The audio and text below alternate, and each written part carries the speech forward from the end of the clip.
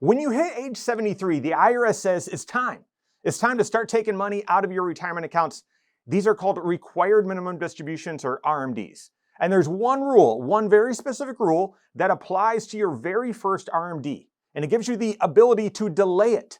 But here's the thing, most of the time you shouldn't do it. I've got that rule, when delaying actually makes sense, and what to watch out for if you decide to do it. We've got all that and more coming up.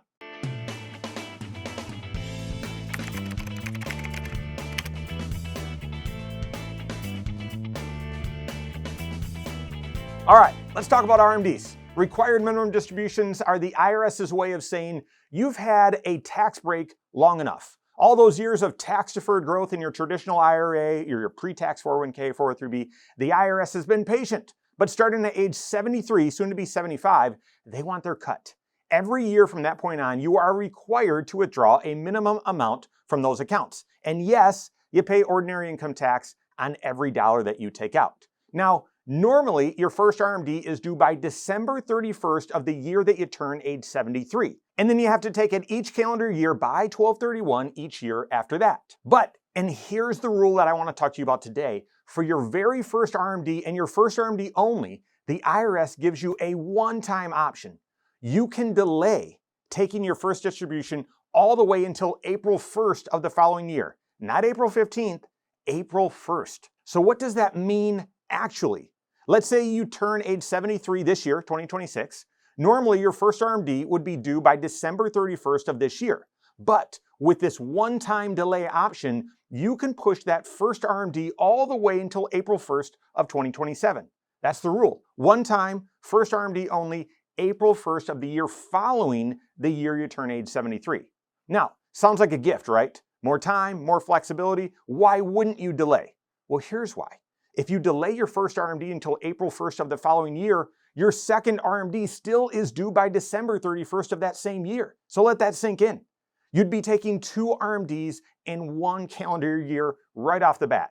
Two taxable distributions stacked on top of each other. That could bump you into a higher tax bracket. It could trigger IRMA surcharges on your Medicare premiums. It could cause more of your Social Security to become taxable. So in most cases, delaying doesn't actually help you. It just creates a double hit the next year. For most people, the right move is to just take that first RMD on time by December 31st and then each year subsequently after that. But as with everything in comprehensive financial planning, there are exceptions. There are specific situations where delaying your first RMD is actually the wise move. So let's walk through three scenarios where it may make sense for you to delay your RMD. Scenario number one, you're still working at age 73 and you just retired late in the year. So let's say you turn age 73 in October and you officially decide to retire at the end of the year, end of December.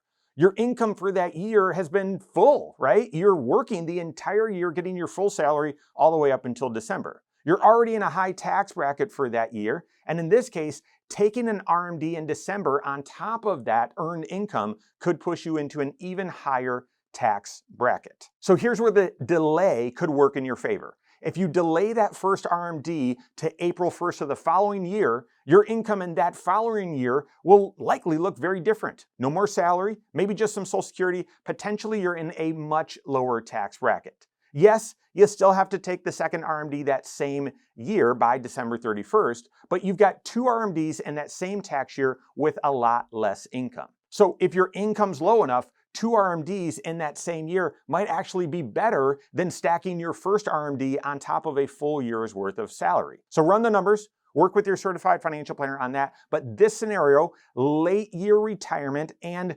delaying your retirement, is one where delaying your RMD is worth exploring. Now, scenario number two is more common, right? How common is it that you're going to be working all the way until age 73 or until your RMDs start? It can happen, but it's more rare. This one, while rare, is more likely, okay? And this is where you have significant Roth conversions planned in the early stages of retirement. It's a little bit more sophisticated, but it comes up from intentional proactive tax planning. Maybe you've been doing strategic Roth conversions in your early 60s.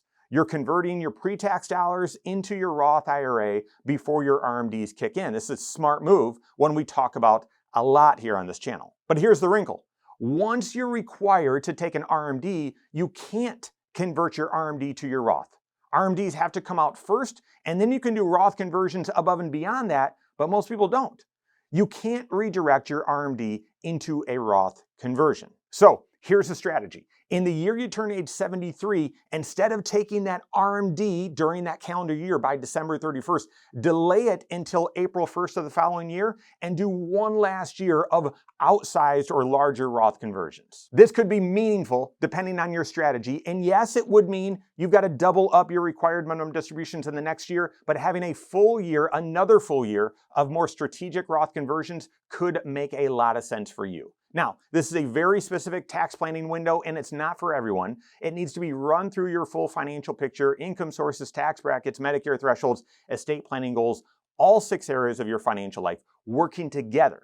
But if you have a Roth conversion strategy in play, delaying that first RMD gives you one more year to execute it. It's a legitimate reason to consider the delay. And then finally, scenario number 3, cash flow is steady and you want to defer income as long as possible. This one's a little bit simpler, but some people just have strong cash flow in retirement. You've got your Social Security coming in, maybe you've got a pension, maybe you've got some rental income as well, and you really don't need, you haven't been supplementing your retirement income with withdrawals from your IRAs, and you don't want to start your RMDs right away either. In this case, maybe delaying the first RMD by a few months, maybe from December to April, buys a little bit more time for those dollars to stay invested and grow tax deferred. It may not amount to much, but if you're methodical about it and you know that you can absorb 2 RMDs the following year without a tax problem, then this could make sense as a part of a broader tax management strategy. The key word there is strategy, not just delaying because you can,